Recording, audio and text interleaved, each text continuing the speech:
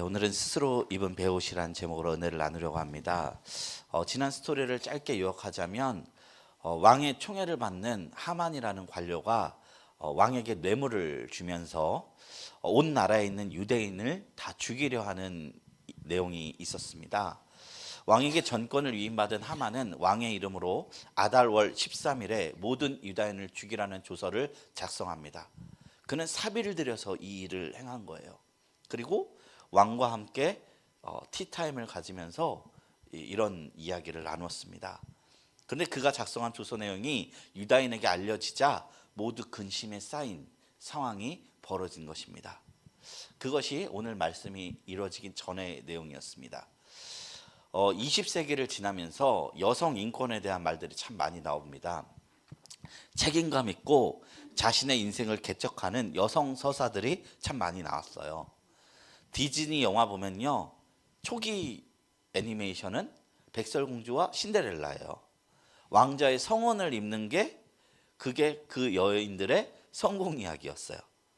성원을 입는 이야기들이 주를 이루다가 점차 디즈니 영화가 이렇게 시대 정신을 반영하면서 여성 자체가 드러나는 이야기들을 쓰기 시작했습니다. 과거 포카혼타스, 뮬란, 겨울왕국 뭐 이런 거 안 보셨을 수도 있겠지만 그 이야기는 여성 자체가 영웅이 되는 서사들의 이야기예요. 근데 성경은요, 무려 3000년 전에 이해 못지않은 여성 서사를 드러내고 있어요. 그것이 오늘 나눌 에스더서입니다. 민족을 구원한 자가 누굽니까? 남성이 아닌 여성이에요.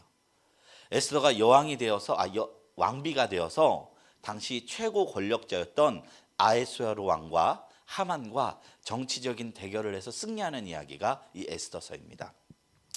여기서 나오는 아하수에로 왕은 어떤 사람이냐면 영화 300이라는 영화를 보셨는지 모르겠지만 거기서 나오는 크세르크세스 황제입니다. 제가 사진을 준비 못했는데 나는 관대하다 막 해갖고 절대 권력을 자랑하는 그런 사람이었어요. 절대 권력으로 묘사가 되는 인물인데 실제로 에스더서 초입에도 인도에서 에티오피아까지 127지역을 다스린 왕이라고 나옵니다. 페르시아의 전성기가 이 왕의 시대였어요. 에스더는 이런 사람을 상대로 민족을 구원한 여인이었다는 것입니다. 대단한 인물이죠. 그리고 에스더서의 또 다른 특징이 있는데요, 우리가 큐티를 했으면 알겠지만 그것은 하나님이나 여호와라는 단어가 단 한마디도 나오지 않습니다. 심지어 기도도 나오지 않아요. 오늘 금식했다고만 나오지 기도했다는 얘기 안 나와요. 의도적으로 종교적인 색깔을 뺐어요. 만약 이 말씀이요 성경에 속하지 않았다면 그저 치열한 인간 군상 사회에서 헤쳐나오는 인간 승리의 스토리처럼 보일 지경입니다. 왜 성경은요 이 에스더서에서 하나님이라는 말 그리고 종교적인 어떤 의식을 뺐었을까요? 다분히 의도적인 것입니다. 에스더는 의도적으로 종교적인 분위기를 치워버린 거예요. 우리의 삶도 그렇죠. 우리는 두 발을 땅에 딛고 이 세상을 살고 있기 때문에 일주일에 3번 혹은 1번 그 예배드리는 시간을 제외하고 얼마나 많은 일상의 시간을 치열하게 살아가는지 모릅니다. 그러다 보면 하나님 생각이 잠깐 안 들 때도 있어요. 내가 성도인지 세상 사람인지 모르게 헷갈릴 정도예요. 아니 오히려 내가 사회에서 일하고 있는데 성도로서의 정체성을 갖고 있으면 일 열심히 하는 거 아닙니다. 우리 어머니가 일하는데 수선을 하는데 갑자기 하나님 이러면서 수선하면은 틀리겠죠. 할 때는 일 자체에 집중해야 하는 거예요. 때로는 그것 때문에 하나님께 죄송할 때도 있을 정도입니다. 그렇다면 우리가 한번 반대로 생각했으면 좋겠습니다. 내가 인식하지 않을 때 하나님은 과연 무엇을 하고 계실까? 내가 인식할 때만 하나님은 나와 함께 계실까요? 그렇지 않다는 것입니다. 내가 인식하지 않은 순간에도 그저 내 일생을 치열하게 살아가는 그 순간에도 하나님은 우리와 언제나 함께 계시는 분이라는 사실인 것입니다. 하나님은 졸지도 주무시지도 않고 세심하게 우리의 삶을 이끄시는 분이라는 것을 우리는 발견하게 되는 것입니다. 그럼에도 불구하고요, 우리는요 우리와 함께 계시는 하나님을 우리 성경을 통해서 알 수 있다는 것입니다. 여기서 하나님에 대한 이야기가 없지만 우리는 하나님을 발견할 수 있어요. 그 배후에서 일하시는 하나님을 우리는 너무나 생생히 느낄 수 있습니다. 기독교 역사적으로 위대한 성인으로 추대되는 성 어거스틴이 남긴 한마디의 명언이 있습니다. 그 말이 무엇이냐? 모든 것이 하나님께 달려있는 것처럼 기도하라. 모든 것이 너에게 달려있는 것처럼 행동하라 라는 거예요. 하나님의 이름이 단 한 번도 언급되지 않는 책 에스더서. 그러나 그 침묵 가운데도 우리는 세밀하게 불어드는 하나님의 숨기를 느낄 수 있습니다. 어쩌면 하나님의 가장 깊은 개입은요, 이렇게 은밀하고 조용한 방식으로 이루어지는 것은 아닐까요? 에스더는 유대인으로서 페르시아 궁궐의 정점에 올라 있었습니다.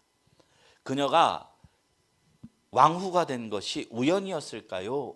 아니면 하나님의 섭리였을까요? 우리는 자주 기도하면서 모든 것을 하나님께 맡깁니다. 그러나 동시에 현실 속에서는 그분을 기다리는 손이 아니라 움직이는 발이 되기를 요구받습니다. 모르드게의 말처럼 이때를 위함이 아닌지 누가 알겠느냐. 이 질문이요, 우리를 향한 질문이 되어서 우리가 하나님을 인식하지 않을지라도 삶의 방향성 자체가 하나님이 주시는 사명으로 여기며 살아가는 삶이 되기를 주님의 이름으로 축원드립니다. 우리 마음 다해 말씀을 나누겠습니다. 좀 더우시면 키셔도 됩니다. 저는 아니 키셔도 됩니다. 왜냐하면 제가 혹시 추울까봐 그랬던 거였어요. 근데 더우시면 키셔도 돼요. 상관없어요. 예. 키셔요. 괜찮아요. 키셔도 돼요. 더우면 키셔도 됩니다. 편하게 하세요. 예. 키시려면 키시고 마시려면 마십시오. 예. 마음 다해서 말씀을 나누겠습니다. 모르드게가 굵은 베옷을 입고 대궐 문 앞에 있다는 소식을 왕비 에스더가 듣습니다. 왕의 명령과 조서가 각 지방에 도착하자 유다인은 어떤 행동을 합니까? 3절 말씀입니다. 왕의 명령과 조서가 각 지방에 이름에 유다인이 크게 애통하여 금식하며 울며 부르짖고 굵은 베옷을 입고 재에 누운 자가 무수하더라. 여기 보면 크게 애통하여 금식하며 울며 부르짖고 굵은 베옷을 입고 재에 누운 자가 무수했다. 하만이라는 사람은 모르드게에 대한 앙심이 있었던 사람입니다. 개인의 앙심을 유대인을 학살하는 계획으로 이어갔습니다. 이 계획을 왕이 승인했고 뇌물을 줘서 승인했고 그 계획이 담긴 조서가 페르시아의 각 지방까지 도달했습니다. 그러니까 유대인을 죽이려는 날이 D-Day가 잡힌 거예요. 차라리 모르고 맞는 매가 아프지만 그 고통은 덜할 수 있다는 생각이 들어요. 근데 유대인들은 그날을 위해 준비하게 하라라는 요청을 통해서 자신이 숙청당할 날을 통보받은 겁니다. 나와 내 민족이 죽을 날이 정해진다고 생각하면 그날부터 얼마나 두렵겠습니까? 각 지방에 있는 유다인들은 자신들에게 예정된 이 엄청난 폭력에 크게 애통하기 시작했습니다. 모르드게도 동일하게 애통하기 시작했습니다. 단지 그가 궁궐에 있는 자들도 밖에 있는 자들도 다 회개했습니다. 그때 모르드게가 에스더에게 말한 것은 무엇일까요? 7절 8절 말씀이에요. 모르드게가 자기의 당한 모든 일과 하만이 유다인을 멸하려고 왕의 금고에 바치기로 한 은의 정확한 액수를 하닥에게 말하고 또 유다인은 진멸하라고 수산궁에서 내린 조서 초본을 하닥에게 주어 에스더에게 보여 알게 하고 또 그에게 부탁하여 왕에게 나아가서 그 앞에 자기 민족을 위하여 간절히 구하라 하니, 모르드게가 당한 일, 하만이 유다인을 멸하기 위해서 왕의 금고에 바치기로 한 은의 정확한 액수, 유다인을 진멸하라고 수산궁에서 내린 조서 초변. 이 모르드게가 이제 에스더와 같이 동역을 하죠. 보면 모르드게가 에스더를 조언을 하는 위치로 나왔어요. 모르드게는요 아마 왕실에서 일하는 관직을 받았던 관료였던 것으로 보입니다. 어떤 관직을 받았는지는 알 수 없지만 적어도 베옷을 벗으면 궁궐 안으로 들어가서 왕에게 호소할 수 있었습니다. 근데 그가 이 조서 때문에 베옷을 입어갖고 그 왕궁으로 들어가지 못하는 거예요. 그러나 모르드게는 이 옷을 벗고 왕궁으로 들어가기보다는 민족과 함께 그 아픔을 누리기를 원했어요. 그래서 다 베옷을 입고 유대인들과 함께 울었던 자들이었습니다. 애통했습니다. 모르드게는 궁궐로 들어오라는 에스더의 제안을 거절하면서 왜 자신이 유다인과 함께 애통하는 이유를 알려주고 있습니다. 모르드게에 대한 하만의 앙심은 이제 한 민족에 대한 혐오와 증오로 바뀌었습니다. 한 민족을 학살하기 위하여 재산을 아까워하지 않을 뿐만 아니라 다른 사람에게 혐오와 폭력을 조장해서 온 세상을 두려움으로 만든 하만의 무서운 광기를 알려주고 있는 것입니다. 과연 이런 광기를 누가 멈출 수 있을까? 이 광기를 승인해 준 왕이 자신의 명령을 쉽게 거두어들 수 있는 것인가? 이때 에스더에게 말합니다. 왜냐? 에스더는 황제와 가장 가까이 있는 사람이었기 때문에. 그러나 에스더에게도 이게 쉬운 일은 아니었던 것 같습니다. 생각해 보겠습니다. 에스더는 유다인들에게 일어난 일을 알지 못했습니다. 궁궐에서만 살았기 때문입니다. 모르드게와 유다인들의 베옷을 입고 애통하는 이유를 자세히 알지 못한 채 옷을 보내어 달래려 했습니다. 에스더도 타인의 위기를 몰랐던 거예요. 사람은 자기의 선 위치에서만 뭔가를 볼 수 있어요. 예전에 송곳이라는 어떤 책에서 나온 글귀인데, 서는 위치가 달라지면 보이는 풍경이 달라진다라는 말이 있어요. 이 입장을 풀어서 얘기하는 것인데, 이게 뭐냐면 수십 년 노동운동을 한 인물이 노동자의 권익을 위해서 일평생을 바쳤던 사람이 사장이 됐어요. 그러니까 그 지식으로 더 잔혹하게 법을 피해가면서 노동자들 탄압하는 거예요. 선 위치가 달라지면 우리가 바라보는 시야 그리고 생각거리가 싹 달라진다는 것입니다. 그렇기 때문에 우리가 높아짐에 대해서 두려워하는 게 뭐냐? 바라보는 풍경이 달라진다는 것이죠. 에스더도 이런 상황이었다는 거예요. 그러나 모르드게는 베옷을 입고 궁궐에 들어가지 않고 민족의 아픔을 함께 공감해달라고 에스더에게 이야기한 것이죠. 그래서 에스더가 결심을 하게 됩니다. 그런데 에스더가 왕을 찾아가기를 두려워한 이유는 무엇이었을까요? 왜냐하면 왕의 부름 없이 마음대로 찾아가면 죽을 수도 있기 때문입니다. 왕이 금규를 내밀면 살 수 있지만 에스더는 이미 30일 동안 왕의 부름을 받지 못한 상태였습니다. 우리는 이미 에스더서를 통해서 왕의 명령을 따르지 않았던 왕후 와스티가 폐위되었음을 압니다. 자신이 그 와스티를 대신해서 왕후가 되었기 때문에 왕의 명령을 심기를 건드리지 않는 것을 최우선으로 삼았을 것입니다. 아하술의 왕은요, 권위가 떨어지는 것을 누구보다도 싫어하는 사람이었고 이는 에스더도 너무나 잘 알고 있었습니다. 왕이 부르지 않았는데도 왕을 찾아가는 것은 황실의 법에서 매우 민감한 사안이었습니다. 그러니 에스더 입장에서는 왕을 찾아갔을 때 왕이 자기를 반겨할지 노여할지 알 수 없는 상황에서 도전을 하는 것이죠.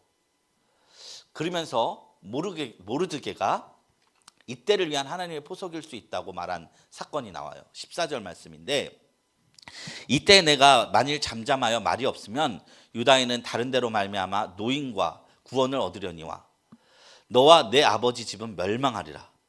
내가 왕후의 자리를 얻은 것이 이때를 위함이 아닌지 누가 알겠느냐 하니, 에스더의 왕후의 자리를 얻은 것이 하나님의 섭리인 것을 이야기해요.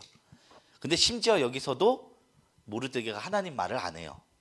그냥 이때를 위함이 아닐까라고 이야기하는 거예요.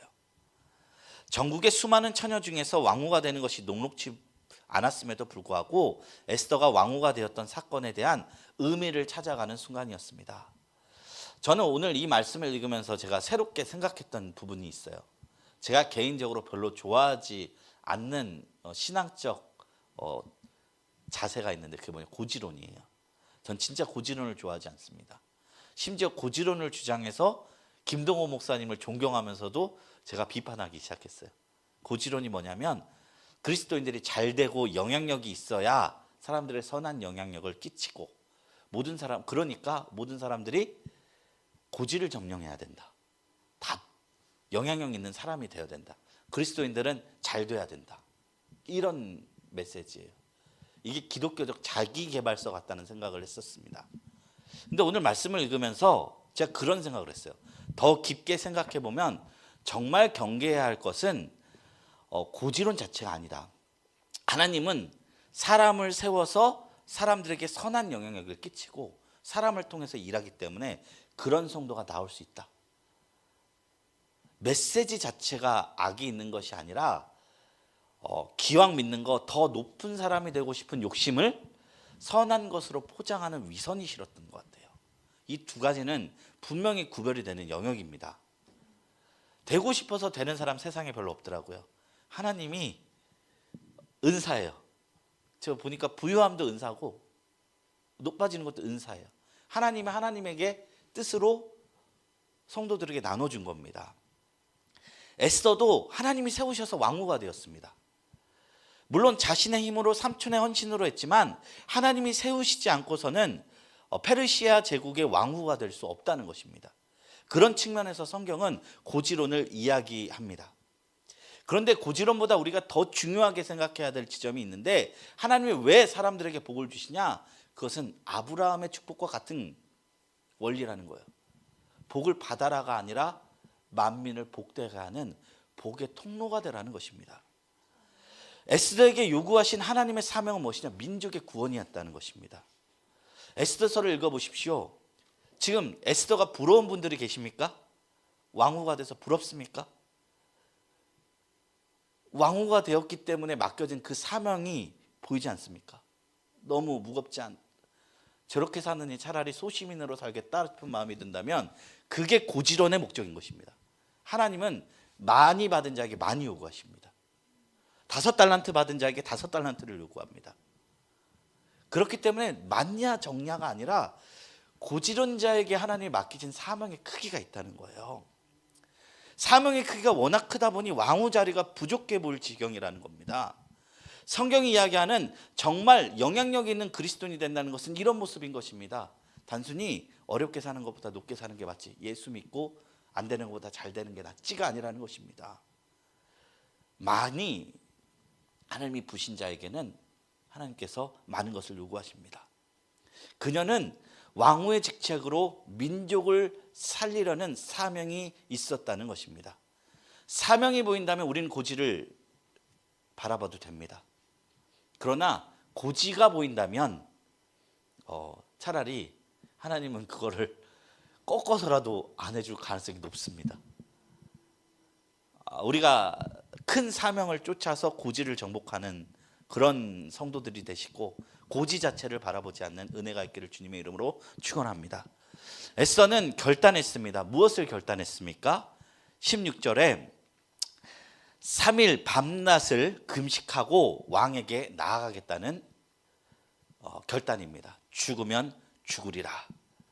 모르드게의 조언에 에스더가 움직였습니다. 에스더는요, 하나님께서 자신의 삶에 관여하신 이유를 찾게 된 것입니다. 그럼에도 불구하고 자신에게 놓인 상황이 쉽지 않은 건 사실이었습니다. 에스더는 도움을 요청했습니다. 자신을 위해 모든 이들이 함께 금식해달라고 합니다. 여기서는 생략됐죠. 기도가 생략됐지만 기도했을 것입니다. 의도적으로 종교적인 색깔을 철저히 뺀 게 보이시죠? 그러나 그럼으로써 도리어 그 은밀하게 일하시는 하나님이 더 선명하게 드러나는 것만 같습니다. 일반적인 금식은 낮에만 해요. 그런데 에스더는 3일 밤낮을 포함한 3일을 온전히 금식하며 자신을 위해서 기도를 요청합니다. 그만큼 이것이 중대하다는 것을 보여준 것입니다. 개인의 목숨뿐 아니라 모든 이들의 목숨이 함께 걸려있는 문제이기 때문입니다. 나눠보겠습니다. 에스더는 동족에게 비극이 닥칠 것을 안 후에도 왕에게 나아가는 것을 두려워합니다. 왕의 총애를 받지 못하는 상황에서 자칫 죽을 수도 있기 때문입니다. 반면 모르드게는 이 순간을 위해 에스더가 왕후의 자리를 얻은 것이라 믿습니다. 무엇이 옳은 일인지를 알면서도 여러 염려 때문에 주저한 적이 있다면 나눠봅시다. 에스더는 모르드게의 말대로 왕께 나아가기로 결단합니다. 두렵지 않아서가 아니라 두려운 마음을 기도와 근신을 통해 이겨냈기 때문입니다. 지금 믿음으로 결단해야 할 일은 무엇인지 서로 이야기하고 두려운 마음을 떨치고 실천할 수 있도록 서로를 위해 기도하겠습니다. 네, 말씀을 맺도록 하겠습니다. 우리 에스더서의 결말을 우리는 다 알고 있죠. 에스더를 통해서 모르드게가 처형당기로 예정되었던 그 사형틀에 하만이 달리게 되었습니다. 근데 그 과정이요, 하나님이 다 하셨는데 본문 말씀처럼 에스더와 모르드게와 모든 민족의 기도와 결단으로 이루어진 과정이었습니다. 정말 급박한 가운데 최선을 다해서 이룬 것들이었습니다. 그런데 그 모든 것은 다 하나님이 하신 것입니다. 저의 삶도 다르지 않은 것 같습니다. 저희도 정말 치열하게 살아온 것 같고 하나님이 어디 계신지 보이지 않는 때도 참 많이 있는 줄로 믿습니다. 그러나 그 결국에는 하나님의 일하심이 우리 인생 곳곳 가운데 새겨져 있는 것을 발견할 때가 너무나 많다는 것입니다. 그러니 우리가 내일 일을 염려하기보다 오늘 말씀하지 않을지라도 삶 속에서 역사하시는 하나님의 있음을 믿음의 눈으로 바라보기를 주님의 이름으로 축원합니다. 내가 보이지 않고 느끼지 않을 뿐인지 내 삶 밑바닥 가운데서 하나님 우리 떨어지지 않게 다 올려주고 계신다. 그것을 생각하고 한다면 우리는 에스더처럼 승리의 삶을 경험하게 될 줄로 믿습니다. 그러므로 우리 삶 속에서 역사하실 하나님을 늘 경험하는 저와 여러분들이 되기를 주님의 이름으로 축원합니다. 우리 시간 말씀을 생각하면서 오늘 기도했으면 좋겠습니다. 먼저 우리가 에스더가 했던 삶을 통해서 다른 이들의 아픔을 외면하지 않는 긍휼과 인애의 마음을 품게 해달라고 기도해 주시고, 공동체의 문제를 책임자들에게만 돌리지 않고 우리가 함께 고민하며 기도하며 답을 찾는 적극적인 성도가 되도록 기도해 주시기 바랍니다. 또한 우리 삶 속에 있는 모든 기도의 제목들을 하나님 앞에 올려들고 응답받는 시간이 될 수 있도록 이 시간 주님 앞에 간구하며 나가겠습니다. 우리 주여 삼창하시고 기도하며 나갑니다. 주여